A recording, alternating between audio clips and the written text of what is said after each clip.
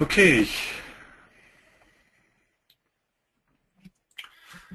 On va continuer pour terminer donc dans cette dernière partie.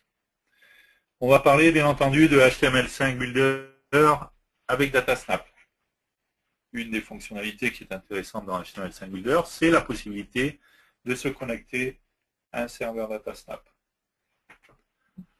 Donc pour ça, je vais abandonner quelques minutes HTML5 Builder pour aller lancer Delphi et créer un serveur DataSnap.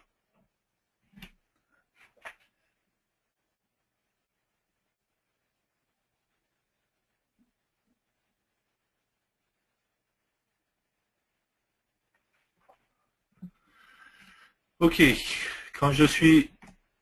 Ah oui, si je partage pas, ça va pas le faire. Ok, quand je suis ici, donc dans le RAD Studio, je vais faire fichier nouveau autre, et ici j'ai serveur DataSnap. On a vu qu'on pouvait créer des serveurs DataSnap classiques, mais ce qui va nous intéresser, ce qui va être obligatoire dans le cadre du HTML5 Builder, c'est de créer un serveur DataSnap REST, application DataSnap REST. Donc je vais faire OK, je vais faire une application VCL autonome par exemple. On va rester sur le port 8080, d'accord, je pourrais avoir l'HTTPS avec. L'authentification, l'authentification si je veux, OK, bon, on va laisser tout ça en standard, suivant. Je vais aller enregistrer ça sur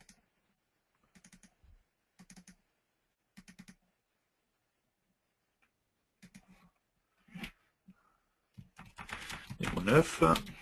On va faire un répertoire serveur. OK.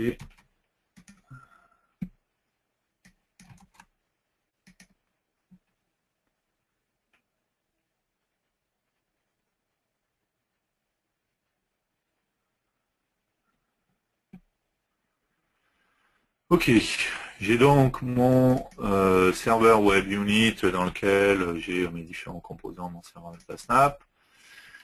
J'ai ici serveur méthode unit et c'est ici que je ferai les méthodes que je mettrai à disposition. D'accord. Imaginons par exemple, je sais pas, on pourrait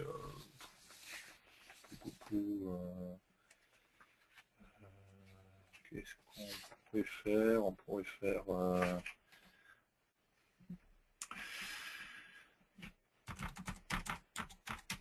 une fonction allez, addition. Faire un truc scolaire.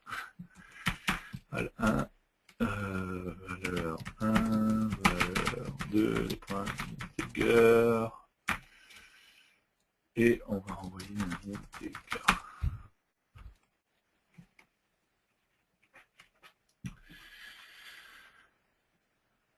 D'accord, donc on est d'accord qu'à partir du moment où on veut se connecter à un serveur DataSnap, il faudra faire un serveur DataSnap HTML5 Builder. D'accord. Important de...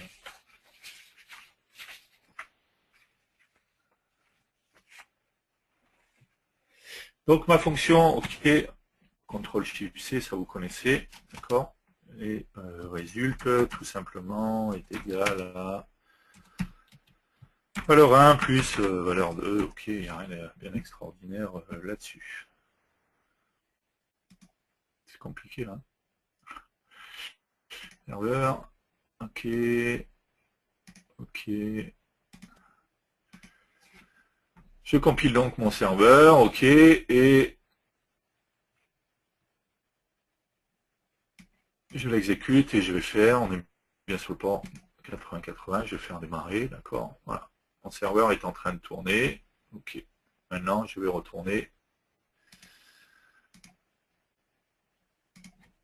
On va faire un répertoire client, hop. Je vais retourner côté HTML5 Builder. Donc pour ça, je vais faire une application web serveur.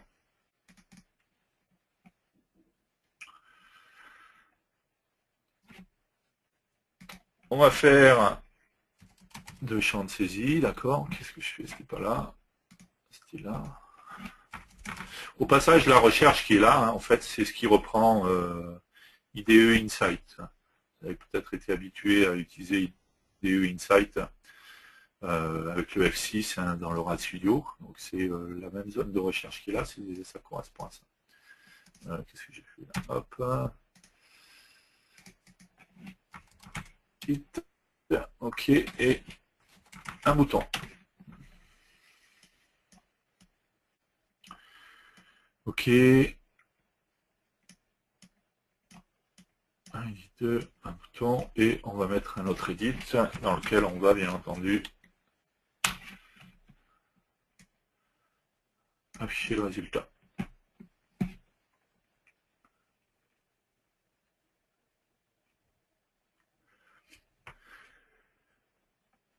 OK, on va aller enregistrer tout ça.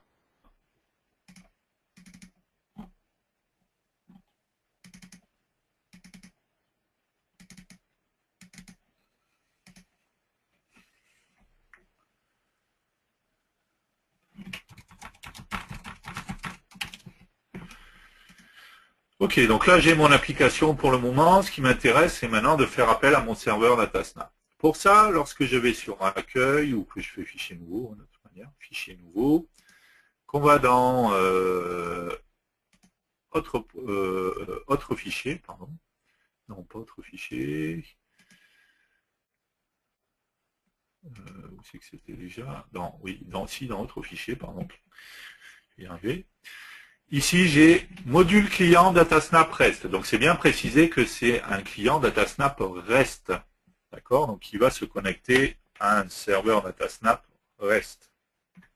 OK? Je double-clique sur cette icône de manière à créer mon module client DataSnap REST. Et là, je tombe sur un wizard, tout simplement, qui va me demander toute une série d'informations. Il va d'abord me demander quel est le protocole. Est-ce que c'est HTTP ou est-ce que c'est HTTPS? D'accord, donc on va prendre HTTP. Avec quel langage je souhaite générer les unités que je vais générer? PHP ou JavaScript, d'accord. Et dans le cas du PHP, je pourrais cocher la case générer le code PHP pur, et dans ce cas-là, il générera du code qui n'a aucun lien avec la librairie de composants qui est livrée dans le HTML5 Builder. D'accord? Donc qui pourrait du coup être réutilisé dans n'importe quel outil qui sait faire du PHP. Quel est l'hôte? On est en local, donc 127.0.0.1, d'accord? Quel est le port? On est à 80-80. OK, s'il y avait des non-users, des chemins, tout ça, on n'a rien d'autre, on va faire OK.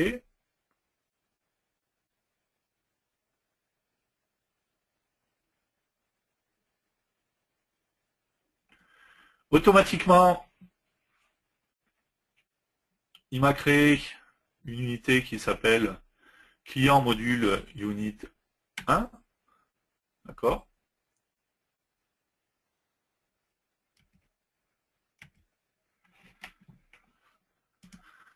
Et il m'a généré une unité PHP, d'accord, dans laquelle je retrouvais toute une série de fonctions. En fait, c'est toutes les fonctions qui sont disponibles au niveau du serveur. Donc, c'est des liens, les fonctions qui sont disponibles au niveau du serveur. Si je descends, je devrais trouver quelque part, voilà, j'ai bien ma fonction addition qui est ici, d'accord, avec une classe de type tServer méthode 1.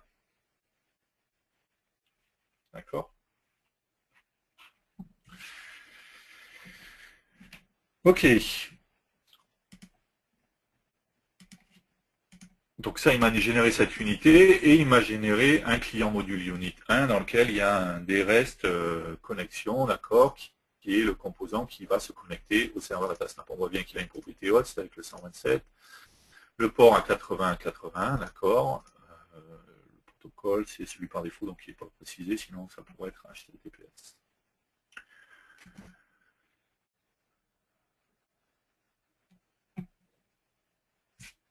Ensuite, donc, sur mon unité, moi je reviens sur ma page, OK. On va aller enregistrer tout ça déjà pour qu'il m'enregistre toutes mes unités. Et, OK. Dans mon code ici, je vais avoir besoin d'utiliser le data module qui a été créé, d'accord. Donc je vais bien faire un Alt F11. d'accord. Et je vais utiliser mon client module unit 1.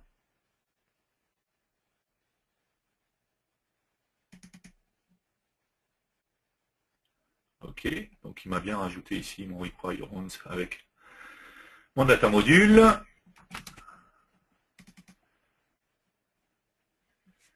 Et ensuite, sur le clic sur le bouton,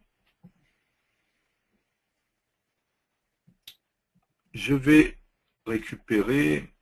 Alors,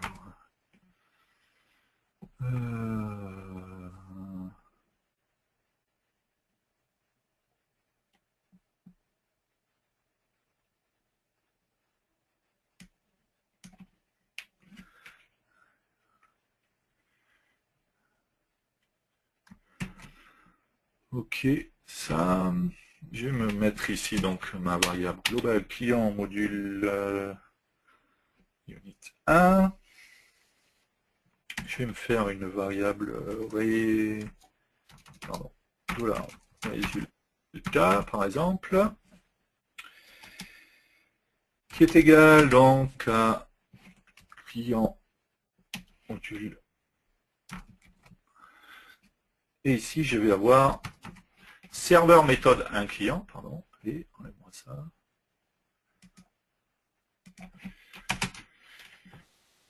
Je vais donc avoir une propriété serveur méthode 1 client, d'accord, qui va me permettre d'accéder tout simplement à l'objet. On l'avait vu ici, donc ici on a bien une fonction serveur méthode 1 client, d'accord, qui va me permettre de générer une nouvelle, d'accéder à la classe tserveur méthode 1. On a bien vu ici que c'était la classe que l'on avait qui avait été générée, où je retrouve mes différentes fonctions en dessous. Donc serveur méthode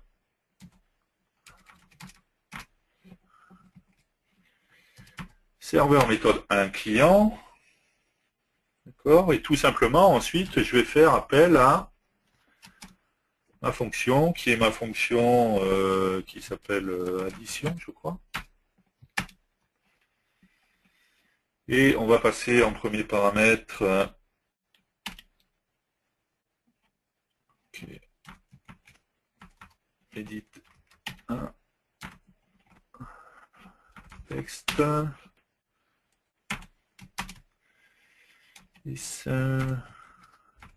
edit 2 texte. Et ensuite, tout simplement, on va mettre ça dans edit 3, puisque c'est celui-là dans lequel on va mettre le résultat. D'accord. Et on va tout simplement lui dire d'appeler $résultat résultat. D'accord, résulte étant la variable de retour de ma fonction. Tout simplement. OK. Si j'exécute ici mon application, 35, allez, 30, on va voir si c'est bien compté comme il faut, et j'ai bien 75. D'accord, 45 et 30, ça fait bien 75, hein, je pense. D'accord, donc très simplement, en fait, tout simplement, je vais créer mon application, d'accord, donc je crée mon application normalement, d'abord. Ensuite, je vais aller créer une unité module client datasnap REST, ce qui montre bien qu'il faut avoir un comment ça s'appelle, un serveur datasnap REST de l'autre côté. D'accord. Quand je vais générer ce wizard, il va tout simplement me générer deux unités. Une première unité qui va être un data module dans lequel il va y avoir mon composant des REST connexion, d'accord, le composant avec lequel il va se connecter côté vers le serveur. Et il m'a bien créé, une variable globale ici, client module unit 1, que je vais récupérer pour accéder à client module unit 1, d'accord. Et ensuite, j'ai une fonction serveur méthode 1 client qui va générer une classe tserveur méthode 1. Et tserveur méthode 1, elle est tout simplement dans client class unit. et tout simplement la classe qui va être générée, qui a repris les noms qu'il y a de l'autre côté, hein, et avec les différentes fonctions qui vont faire appel aux fonctions côté serveur. Ensuite, une fois que j'ai fait ça, j'ai donc bien plus qu'à créer ma variable globale, appeler $client du gain, serveur méthode d'un client, donc qui va me permettre d'accéder au T serveur méthode d'un client, et d'appeler ma fonction tout simplement en passant mes paramètres. Maintenant, on est d'accord que, en règle générale, ce qui peut se passer aussi, c'est que côté serveur, forcément, mon serveur, il va évoluer, il peut avoir des nouvelles fonctions, les fonctions que j'ai pas pu changer, et ainsi de suite. D'accord? Donc, on va fermer tout ça. Je vais revenir dessus, je vous rassure. Hop, je vais revenir dans Delphi. Hop, je vais arrêter mon serveur. Et imaginons par exemple que mon unité qui est ici, je vais rajouter tout simplement une valeur 3, d'accord? Mon unité, ma fonction, je veux dire. Ok.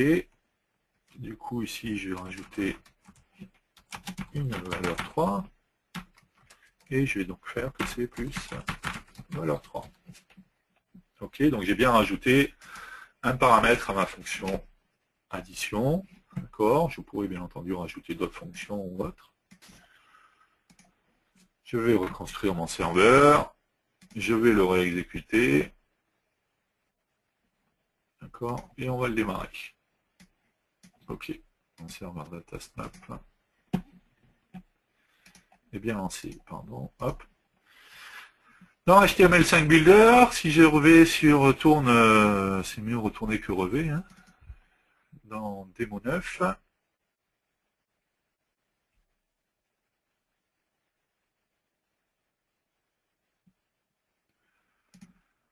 ok, je suis ici, et ici tout simplement, je vais refaire en fait mon wizard, donc je vais refaire ici,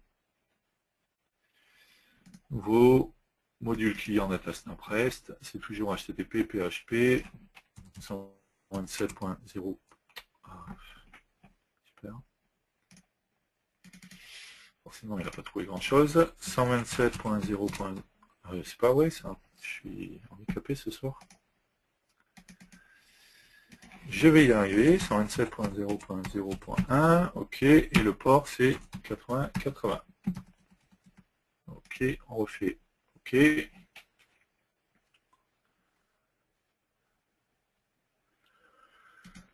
D'accord. Alors le seul truc qui est gênant, je le reconnais, c'est que du coup, il me régénère deux nouvelles unités à mon projet. D'accord. Ce qui veut dire qu'il va falloir que je retire les unités qui sont ici. Le mieux c'est de le faire avant, de manière à ce qu'il me régénère avec les mêmes noms, d'accord, de manière à ce que j'ai pas besoin de changer en fait, il faut juste que je les retire du projet. D'accord, c'est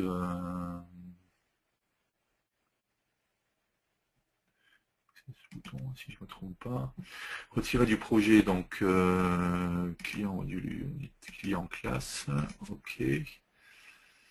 Et retirer client module unit 1.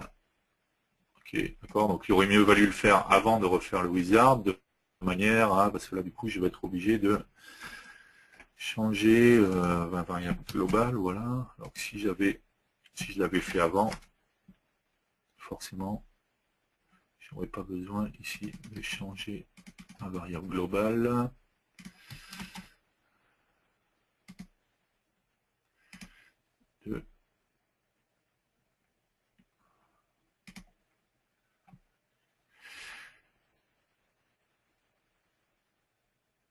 Oui, pourquoi il me... Non.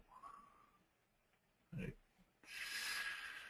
Du coup, également, ici, ça va être 2. Hein, donc, encore une fois, ça montre que j'aurais dû le faire avant. Ça aurait été plus pratique. Ça m'éviterait de renommer tout ça, quoi, en fait.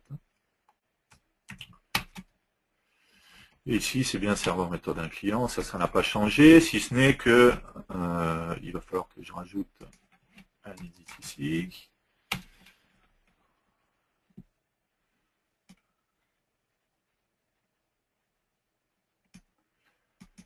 Ok. Edit 4. Donc ici, je vais rajouter en troisième paramètre, edit 4, pas edit 4, pardon. Ok, edit 4, texte.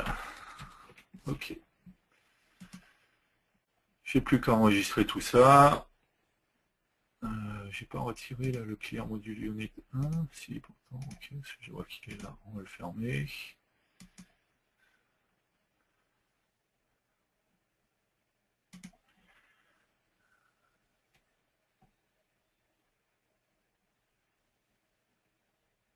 Pardon, c'est pas le client module 2 qu'il faut exécuter, mais bien le unit 17.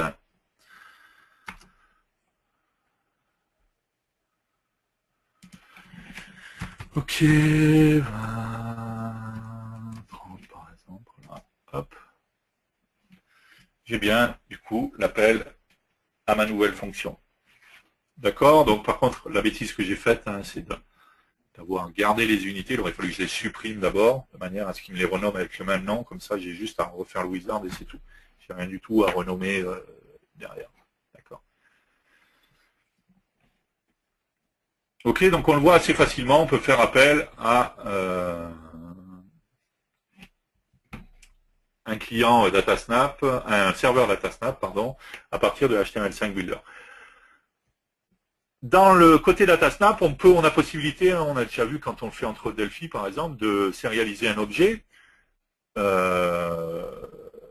C'est pas très difficile du coup de le récupérer en PHP, parce que quand on sérialise d'un côté en utilisant JSON, ça nous génère une chaîne de caractères, donc il faudrait une fonction tout simplement côté client dans le HTML5 Builder, on récupère une chaîne de caractères.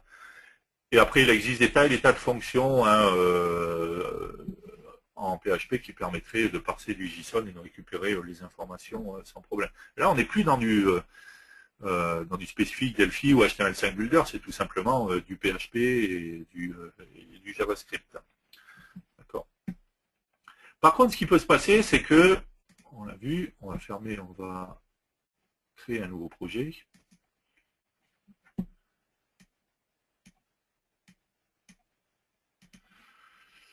Ok.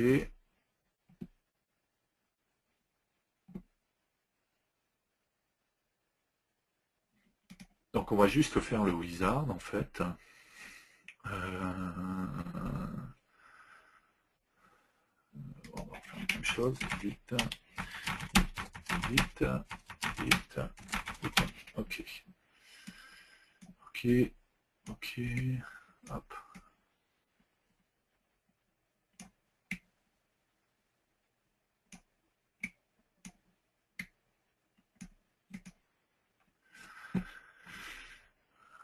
Ok, on va aller enregistrer tout ça.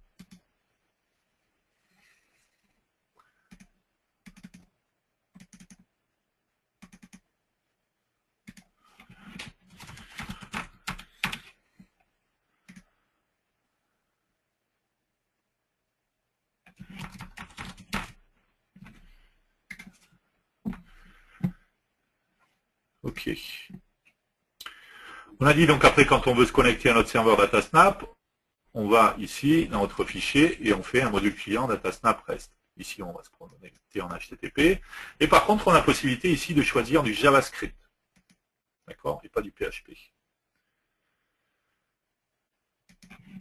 Ensuite 127.0.0.1 et le port 8080.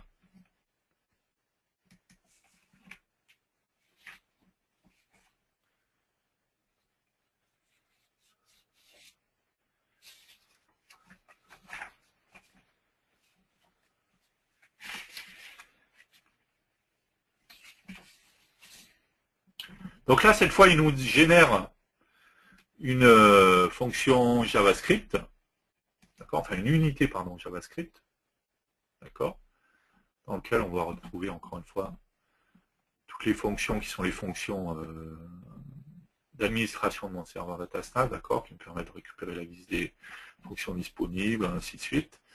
Et ici, je vais donc avoir une fonction serveur méthode 1, d'accord. Et en dessous, j'ai bien mes fonctions, dont ma fonction addition, voilà, qui est là, d'accord, qui va me permettre de faire appel à ma fonction addition. Ok, donc jusque là on se dit ok, tout va bien, on a accès à notre classe, enfin notre unité JavaScript, d'accord. Et donc logiquement on pourrait se dire qu'on va pouvoir du coup dans notre unité, dans notre bouton, sur un événement JavaScript du coup, donc on mettrait que notre bouton est un bouton normal cette fois, pas un bouton submit, et que sur l'événement onClick, on pourrait du coup faire appel à notre serveur DataSnap. D'accord. Donc pour ça, on pourrait... alors, je vais juste vérifier quelque chose.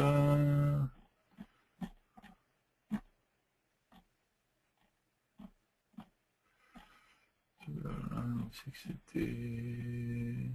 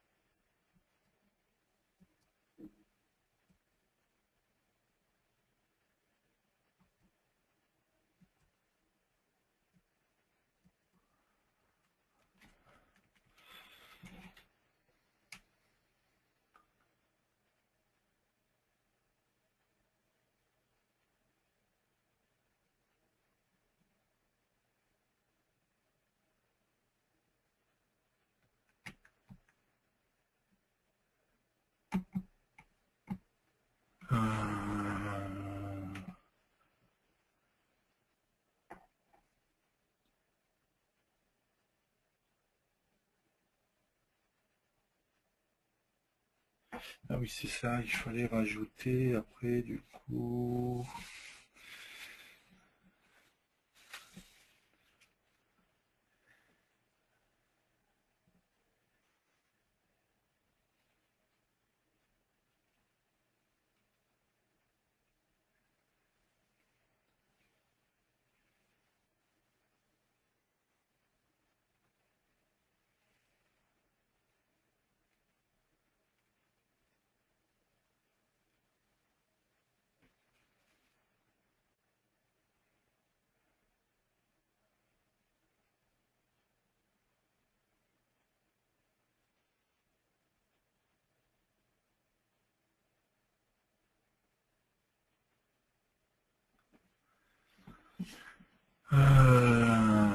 alors, déjà, il faut, sur ma fenêtre, si je vais dans la palette de composants, dans DataSnap, ici, on se rappelle la dernière fois, quand on l'a fait en PHP, enfin la dernière fois tout à l'heure, quand on l'a fait en PHP, il nous a rajouté un composant DREST connexion. Ici, il va falloir utiliser un composant DS JavaScript client. D'accord. Ce composant, il a différentes propriétés. Une première propriété qui est le client class unit, d'accord, qui va correspondre tout simplement au nom de mon fichier JavaScript qui a été généré, donc qui est bien client class unit 1.js JavaScript, d'accord, donc il a bien été renseigné, même si on ne voyait pas lors de la saisie. Client, c'est un peu chiant ça à chaque fois. Client class unit 1.js. Ok, donc c'est le nom de mon unité. Le contexte, ça va donc bien être DataSnap, mais je pense que je suis pas, oui, déjà précisé par défaut. DataSnap, il était précisé, pardon, mais à part de ne pas avoir. L'autre, c'est donc 127.0.0.1, ok, ou ça pourrait être localhost, ok, j'ai pas de password, j'ai pas de... J'ai un numéro de port, bien entendu, 80, 80, j'ai pas de username, ok. Et on va enregistrer ça.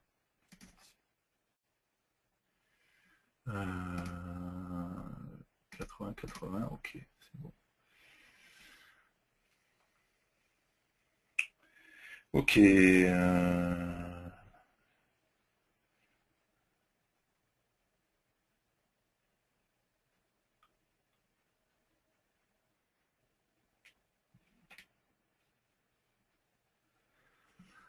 Ok, après par contre il y avait un truc à rajouter qui était.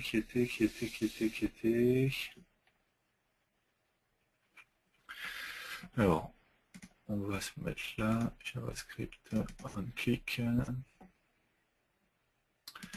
Donc ici on va se faire un valeur 1 est égal, on avait vu hein, en utilisant jQuery comment on pouvait avec $, parenthèse, apostrophe dièse et le nom du composant. Donc on a edit 1, val, voilà. Ok. On va se faire 3 valeurs comme ça.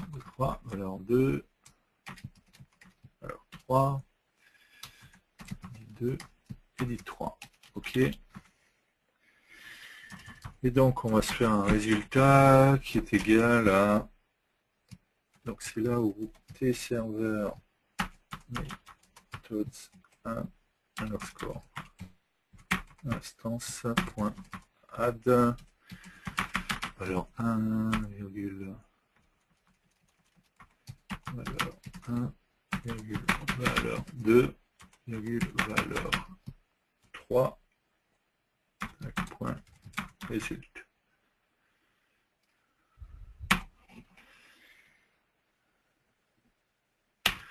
Et ensuite, on va faire un dollar, hop, dièse,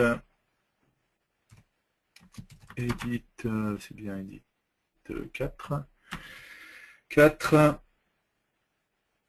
tac, tac, point val de résultat. Okay. Et c'est juste que pour pouvoir avoir accès au tserver méthode 1 instance, il faut qu'on rajoute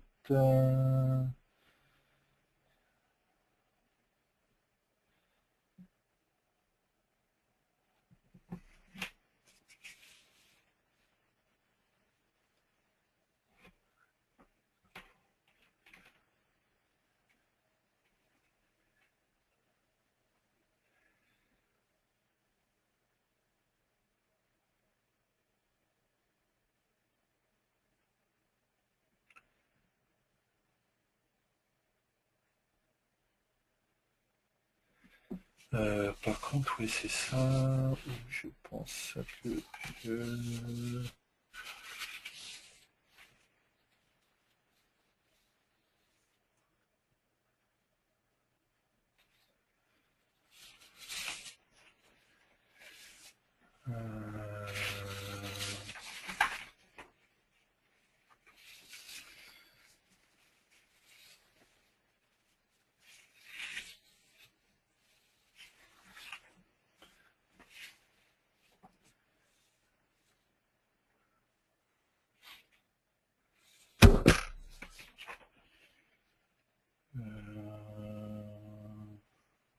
je sais que c'est ça déjà.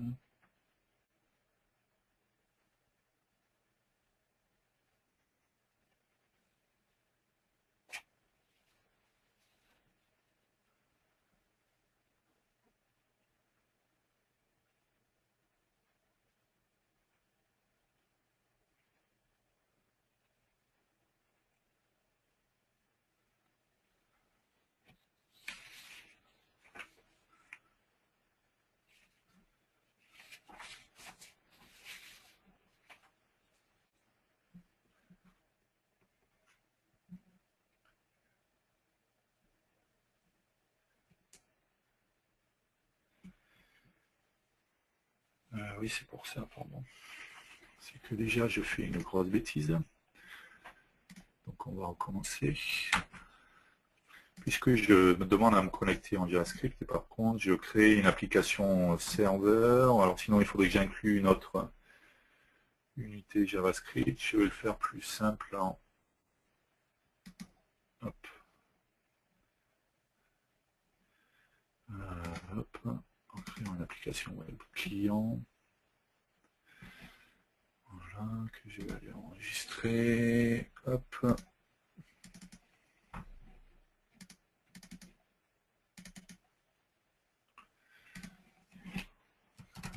Hop, hop.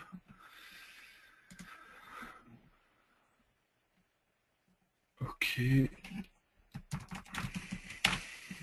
Ok.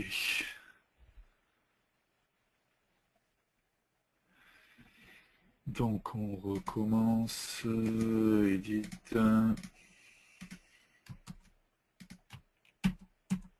Ok. 4. Ok.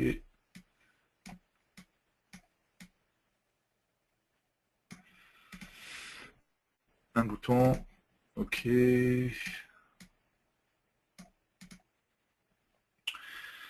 bouton embêté normal. Ok. Événement. Clic. Ok. Ensuite, je retourne ici. Autre fichier. Ok. Ça c'est bon. C'est du JavaScript 127.0.0.1. 80, 80. Ok.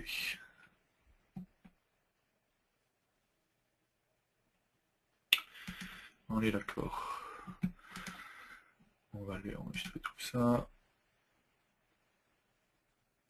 Ok. Ensuite, je l'ai dit dans DataSnap. Hop, je prends un composant DS JavaScript client.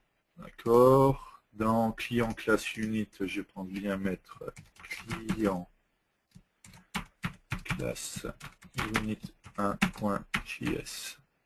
Ok.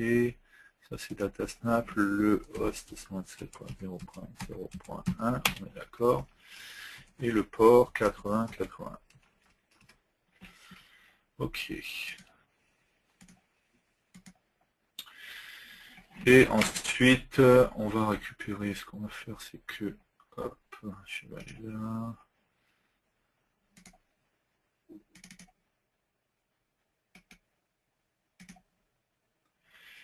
Je vais récupérer ça, voilà. C'est pas là que je vais aller, hop. Et ici, ok. Donc faire valeur 1, valeur 2, valeur 3, ok.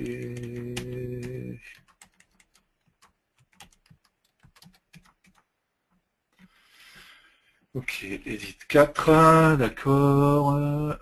Et c'est ici où il va falloir que je rajoute du coup $, dièse ds JavaScript. Alors en fait c'est tout simplement le nom de mon composant, hein, donc le nom qui est ici, ds JavaScript client.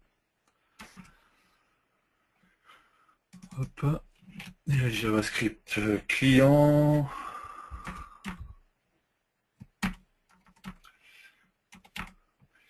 Et je vais faire un dump header code.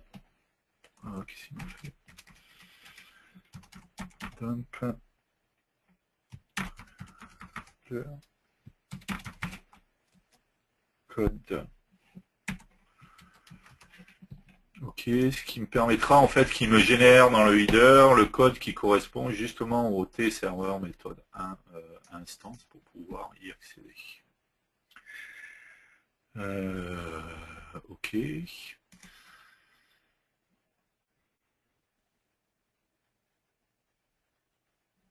Ok, 10, 20, 30, et si je clique ici, il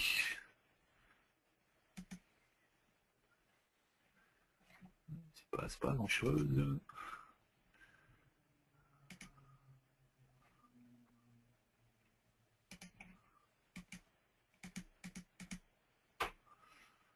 Alors, j'aurais espéré au moins qu'ils mettent un message d'erreur. On va tester avec...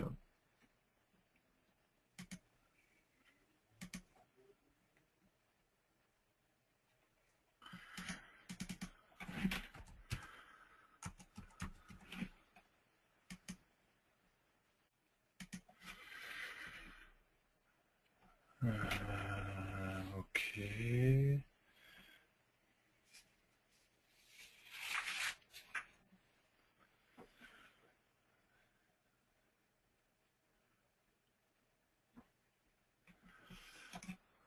Voyons voir les sources.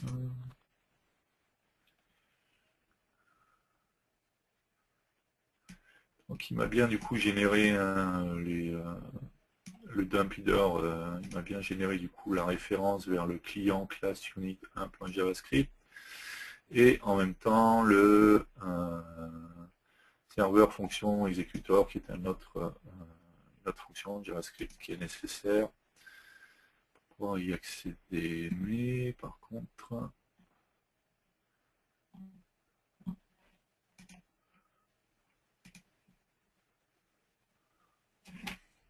alors ce que je voulais montrer en fait c'est qu'il génère une erreur, mais il ne veut pas me générer d'erreur, donc ça me gêne plus.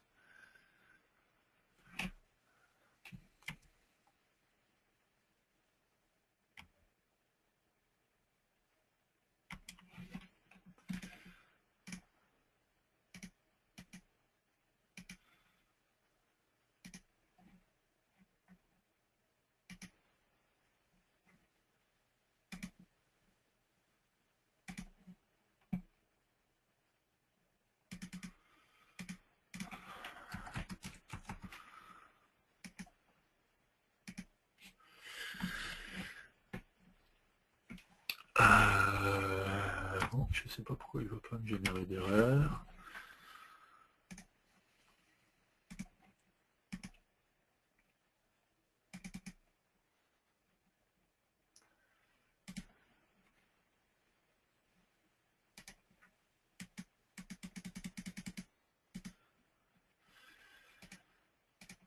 J'ai bien changé le type du bouton. Normalement, oui, parce qu'on n'a pas envie de changement, donc je l'ai bien mis en bouton normal, ok. C'est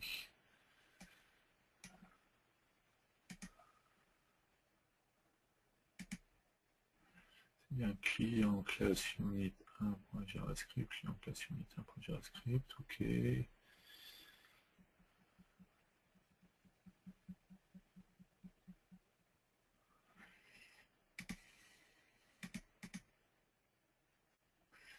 Déjà, on pourrait faire ça.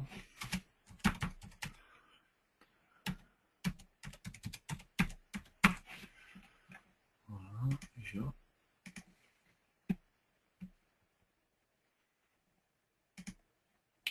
Puis on passe bien dans l'événement, a priori.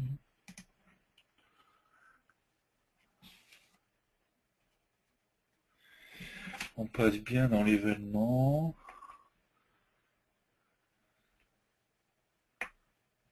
Ah,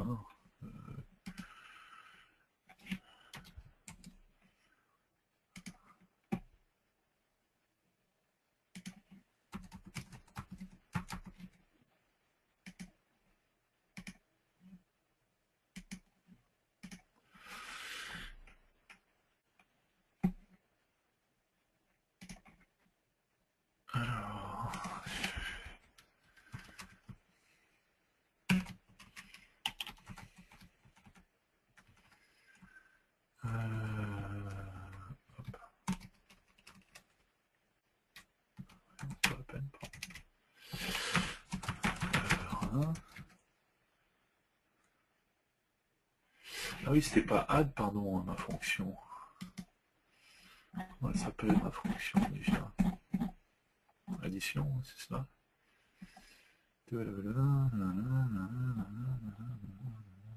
Addition, exact. Forcément. Ceci dit, on va se faire un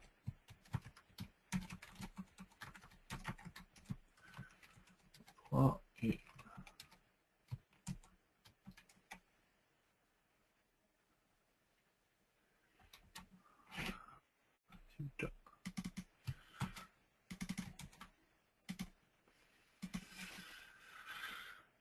Ok.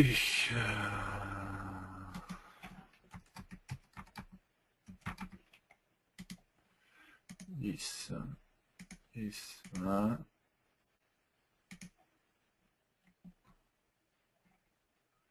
Ça me plaît plus déjà. On voit au passage qu'on a eu un plantage côté serveur, d'accord.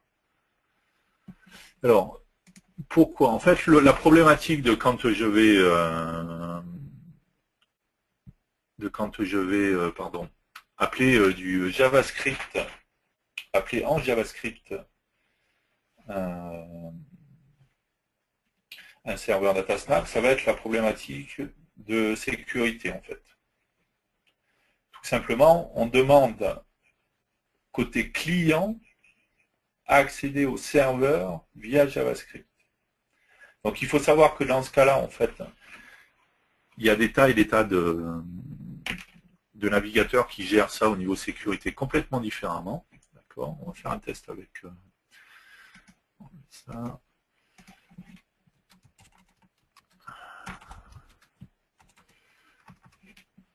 Complètement différemment, donc hop.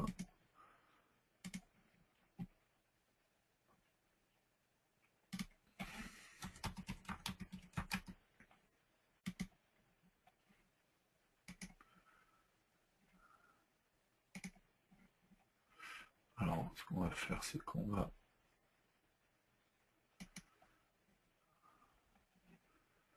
ce que je sais pas, c'est si du coup lui, on va l'arrêter, on va le relancer. Voilà. Et on va refaire ça.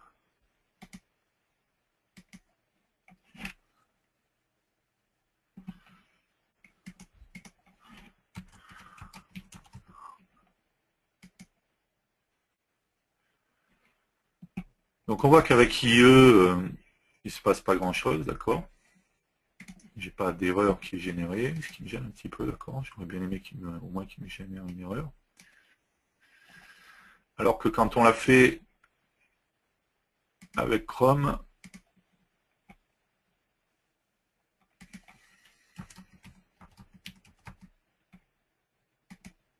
j'ai bien ici une erreur qui est remontée au niveau du serveur DataSnap. D'accord.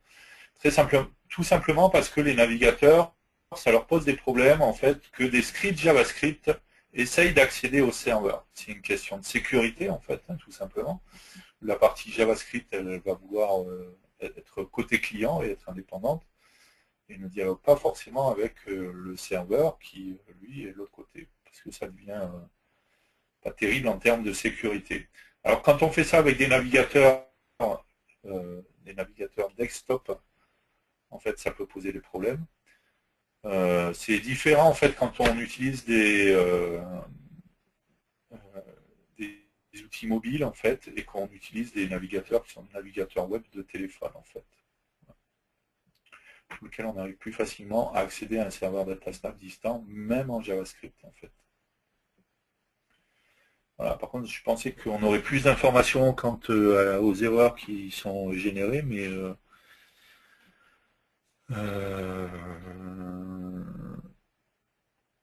on pourrait faire sinon. C'est pas ça que je voulais faire, pardon.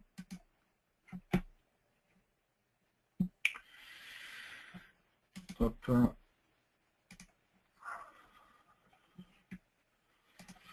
Donc j'avoue que je sais pas, je vais chercher pour éviter de voir la syntaxe exacte du try catch. Voilà.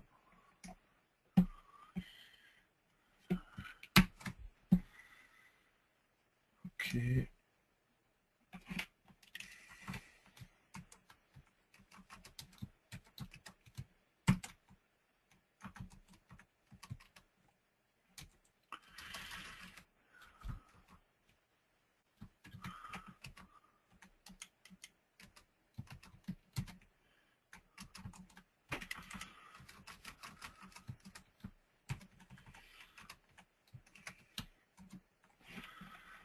Ok, c'était bien ça, hein, mon try catch.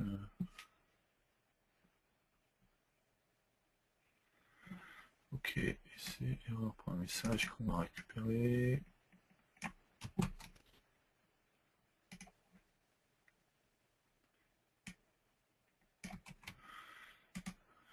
Ok. Mon serveur est bien lancé, ok. 10, 20, 30.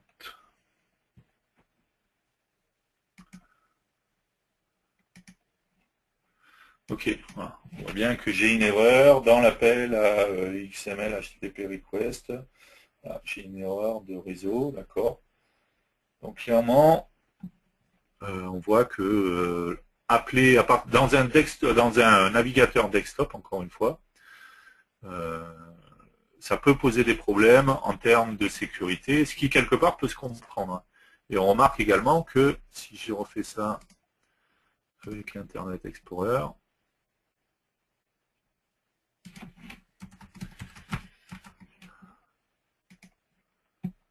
à aucun moment j'ai une erreur sur Internet Explorer. Ce qui montre bien que déjà tous les navigateurs en fait ne gèrent pas ça de la même manière en fait. D'accord. Certains seront peut-être plus permissifs que d'autres, encore qu'au final on n'a toujours pas le résultat, d'accord. Voilà, c'est important de savoir que, ok, on a vu qu'on pouvait générer un client REST, Data Snap REST en JavaScript. Par contre, sur des browsers, sur des navigateurs desktop, d'accord, dans une grande majorité de cas, ça pose des problèmes. Ce qui ne sera pas forcément le cas sur tout ce qui est mobile, comment ça s'appelle, sur tablette ou sur téléphone.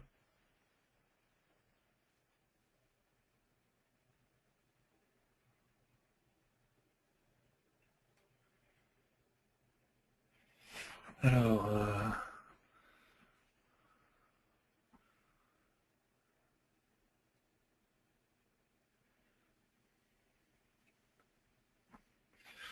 une personne qui précise, mais bon, elle va tester. Le problème, c'est que si j'utilise seulement tserver méthode 1, l'astuce, c'est de dire ça.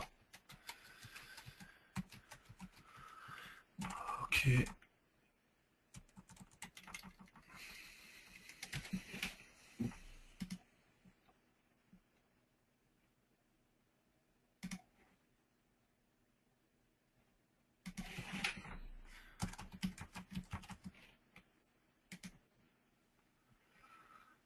Non, ça va pas en fait. C'est ton alerte. C'est ton alerte que t'as mis, ça, c'est bon. Ah bah non, il est plus. Pardon? Ouais, Ouais, je sais, c'est mon alerte, mais c'est l'appel qui est pas bon, quoi, en fait, c'est ça que je voulais.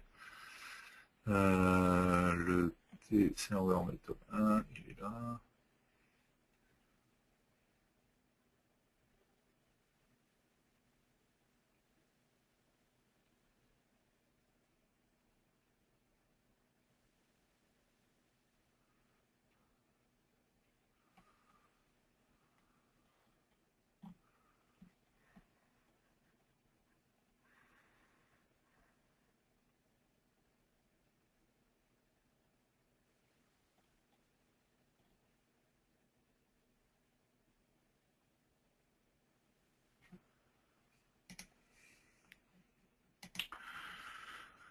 Okay. Ce qui est sûr de toute manière, c'est que quelque part en termes de sécurité, ça posera un problème à un moment ou à un autre de toute manière sur un desktop qu'une application cliente veuille accéder au serveur, quoi.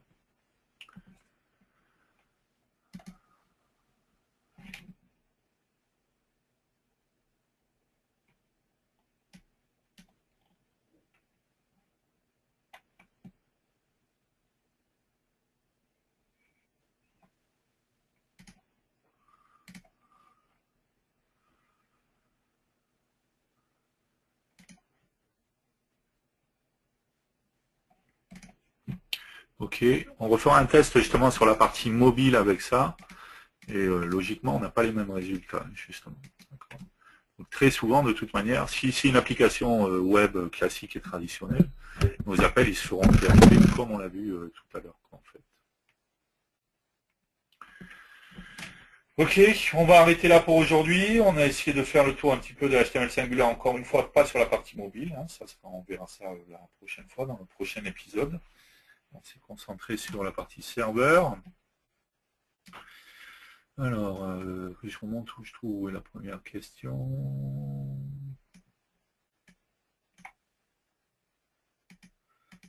Pas mal de questions là. Alors, comment mettre un T-panel à bottom ou à top? Donc, il n'y a pas de fonction en standard en fait. Hein. Si je regarde, hein, quand je suis sur ma fenêtre, j'ai pas de propriété d'alignement où ça n'a rien à voir. On l'a vu, la propriété alignement sur la fenêtre. Même si je rajoute un panel, je ne trouverai pas de propriété qui nous permette de faire un align à L-top ou ce genre de choses. D'accord. Si je rajoute un L-left, ça ne déplace pas mon panel pour le mettre à gauche. D'accord. Donc pas de top ou de bottom. Ceci dit, on trouve des codes JavaScript ou PHP qui permettent de faire ça. Donc encore une fois, c'est pas difficile en faisant des échos ou en faisant appel aux fonctions JavaScript qui concernent de faire ce genre de choses, sachant que chaque composant a un ID. Donc je peux me baser sur l'ID concerné. Est-il prévu d'avoir une version de HTML5 Builder sur Mac? Alors, c'est pas prévu dans l'immédiat. Il faut savoir qu'il y a une partie de l'IDE qui est fait avec FireMonkey, en fait. Hein, si vous vous amusez à regarder dans les répertoires, c'est Program File, Embarcadero, Rad Studio, D0, dans Bin. Si vous regardez, vous verrez que vous avez c'est que c'est... Il me semble que c'était dans Bin. Hop.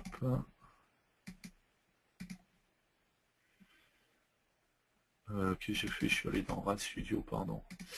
Embarcadero, HTML5 Builder 5.0 Bin. Voilà, et on voit ici hein, qu'on a des BPL FMX, donc des BPL FireMonkey qui sont utilisés en fait par l'IDE en fait. D'accord. Donc je sais qu'il y a une partie voilà, de l'IDE qui utilise FireMonkey. Maintenant, pour l'instant, c'est pas au programme qui est une version multiplateforme de l'IDE. Je ne sais pas quelle est la contrainte en termes de qu'est-ce qui est spécifique Windows aussi dans l'IDE. Il se peut qu'il y ait des choses soient spécifiques Windows. Parce que il me semble qu'il y a un mélange de VCL et de FireMonkey. Donc, voilà. Pour l'instant, c'est pas au programme en tout cas.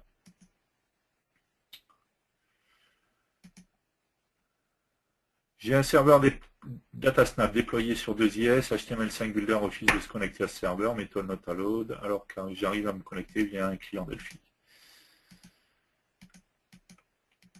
Alors déjà, est-ce que c'est bien un serveur DataSnap REST? Donc si c'est un REST, parce que vous précisez TCP derrière, mais si c'est un REST, vous ne pouvez pas vous connecter en TCP/IP, c'est en HTTP forcément. J'ai testé avec Delphi iOS, ça marche, puisque HTML5 Builder se connecte à la version standalone.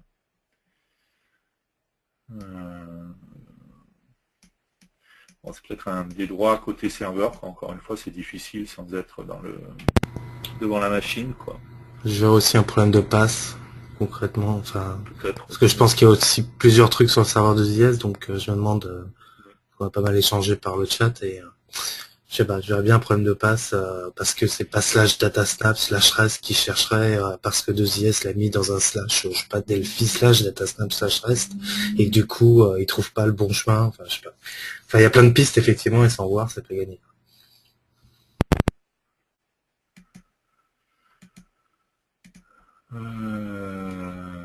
Ok. Donc il y a plusieurs réponses là par rapport à ça. Hop. Il y a des échanges entre liens.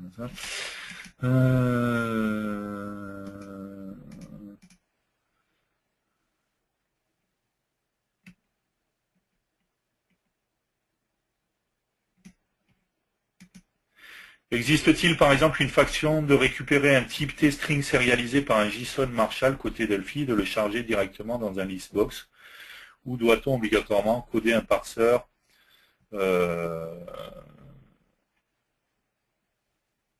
en PHP? Il y a un composant JSON, mais c'est un composant qui utilise Zend. Par contre, le composant JSON qu'il y a, c'est les composants qui sont des composants Zend, donc ça obligera à installer les librairies Zend. Sinon, on trouve assez facilement pas mal de librairies PHP qui savent parser du JSON. Je pense que si on tape PHP JSON... Il y en a une avec la grille. Avec la grille, si tu regardes dans les sous-répertoires, tu verras qu'il y a un parseur JSON, justement. Là, déjà, même rien qu'en PHP classique, j'ai un JSON décode. Voilà. Donc, qui a priori est déjà présent dans le PHP 5. Donc, si on regarde, on va regarder. Alors, je vais refaire par contre une nouvelle...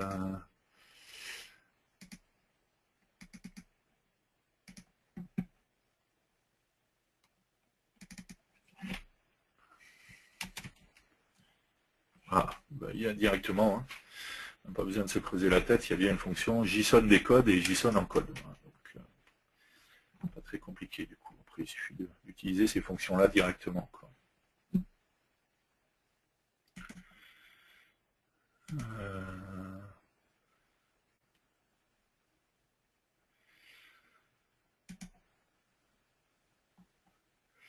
Ensuite,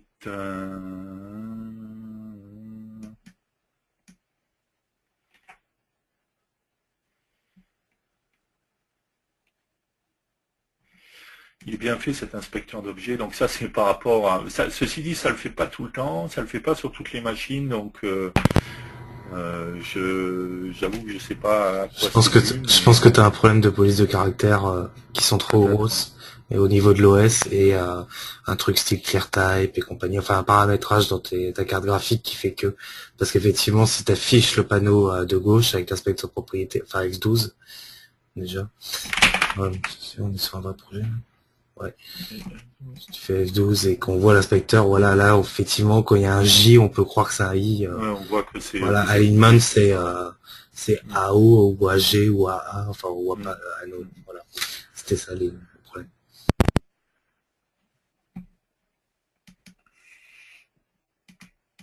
Ok. Y a-t-il quelque part les points à faire pour passer du standalone au déploiement 2IS donc sur le serveur DataSnap, je suppose.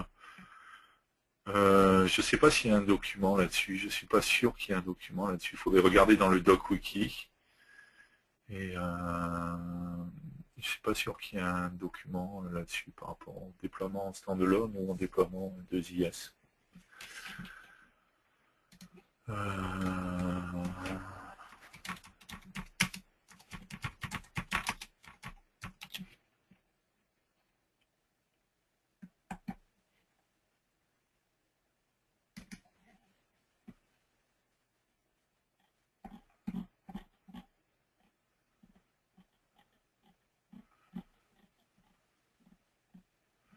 voilà. Si vous êtes demandé, voici un lien.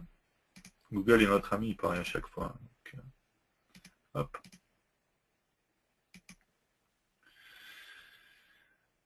Ok.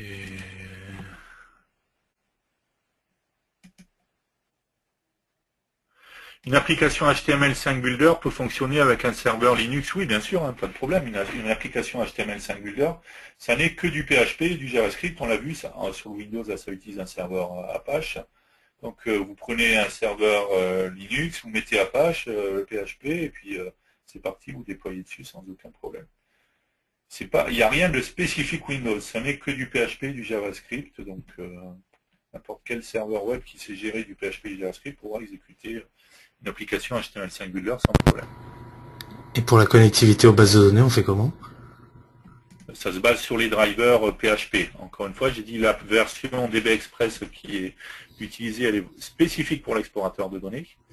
Mais après, ça se base sur les drivers PHP. Il faut savoir qu'il existe des drivers PHP pour toutes les principales bases de données. Celles qui sont référencées ici ont un driver PHP qui correspond. En fait. Et le wizard donc de déploiement, pas inclure ça, c'est des choses qui seront à faire à côté, pour le coup. De mettre les libs PHP, enfin de la base de données pour PHP. Je suppose que ça va pas le faire. Voilà.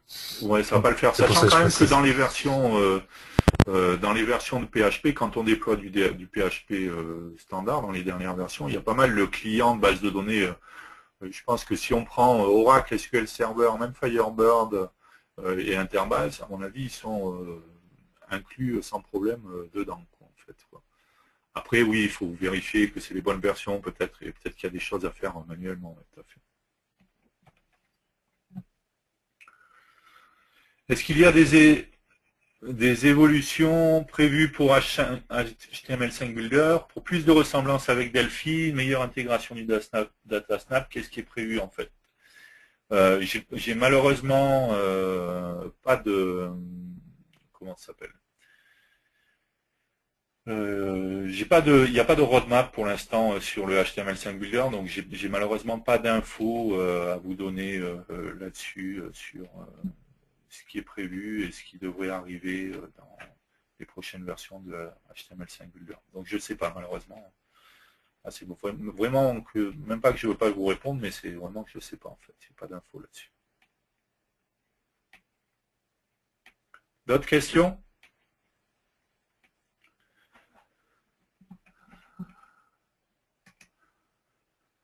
Non, bon, encore une fois, ben, merci à vous pour votre participation. Je le répète à chaque fois, mais c'est sincère.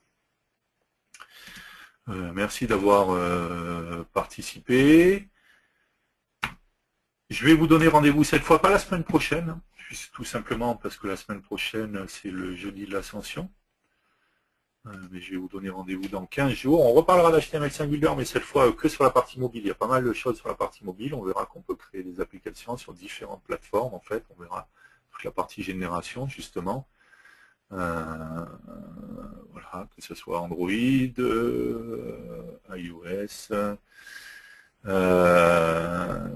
BlackBerry, et ainsi de suite, quoi, Windows Phone et autres, quoi. Donc il y a pas mal de choses qu'on verra là-dessus. Et on enchaînera juste après, justement, ça collera bien avec, on aura vu comment faire un peu toutes les parties mobiles, et la semaine suivante, ensuite, on verra comment faire justement la partie iOS avec la XE4, donc on parlera de la XE4. Donc n'hésitez pas, là vous avez 15 jours pour vous reposer, alors profitez-en pour être en pleine forme dans 15 jours. Merci encore à tous pour votre participation, toujours aussi nombreux. Vous avez 15 jours pour vous plonger dans le HTML5 Builder, comme ça vous saurez déjà plein de choses sur la prochaine fois, puisqu'on ne reviendra pas sur toutes les parties qu'on a vues, on verra vraiment que la partie mobile. On verra qu'on jouera beaucoup plus avec le code, notamment pour adapter des choses aux différents devices en fait. Donc voilà. Vous avez déjà appris à vous servir du HTML5 Builder, vous pouvez vous plonger dedans. Encore une fois, n'hésitez pas à revenir vers nous si vous avez des questions ou autre, il n'y a pas de problème. Je vous donne donc rendez-vous pour le 11e épisode le 16 mai.